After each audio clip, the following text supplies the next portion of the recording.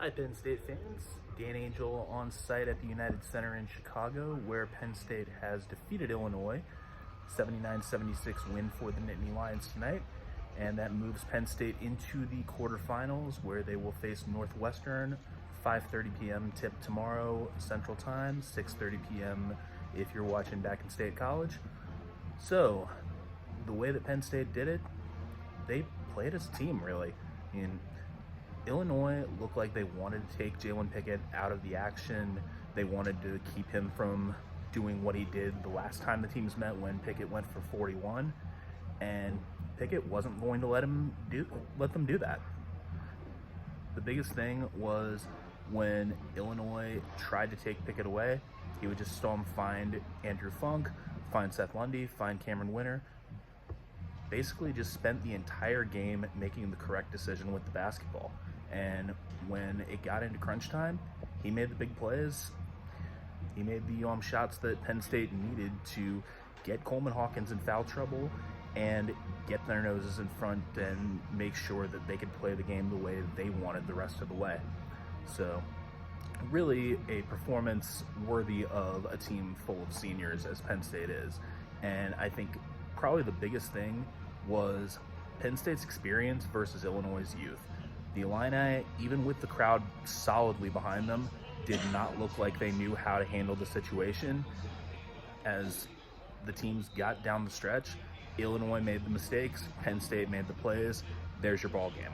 So that's pretty much how it worked out here. And now the big question is, has Penn State done enough to make the NCAA tournament?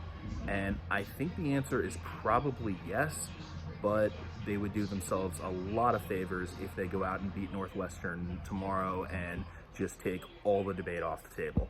I think Penn State got a fair amount of help from Virginia knocking out North Carolina, from Michigan falling against Rutgers.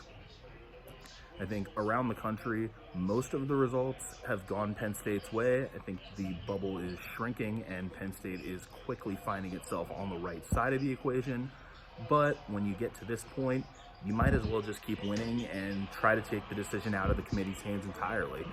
So they have a matchup against Northwestern that, once again, is a Chicago team. Northwestern calls itself Chicago's Big Ten team, so we'll see what the crowd looks like.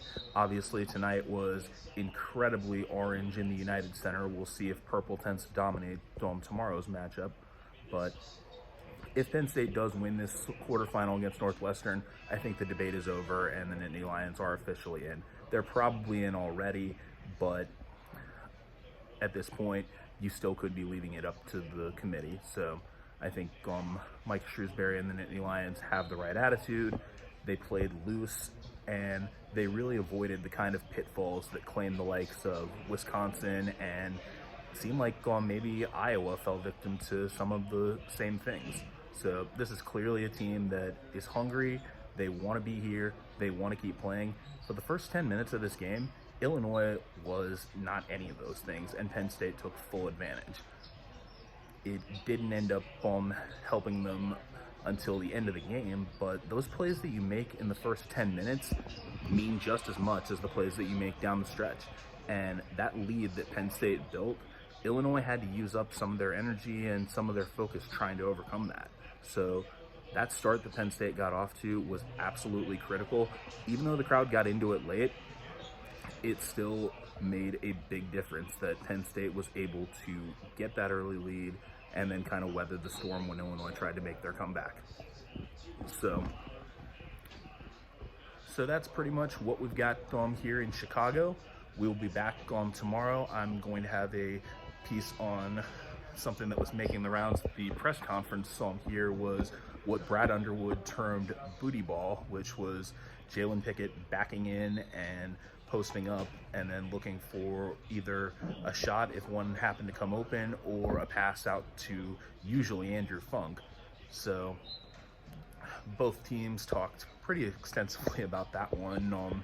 Penn State seemed to think it was kind of hilarious that Illinois was making that accusation, given that Coleman Hawkins did try to do the same thing as Pickett pointed out, and Illinois had a rather large height advantage in that situation with Penn State getting their big guys in foul trouble.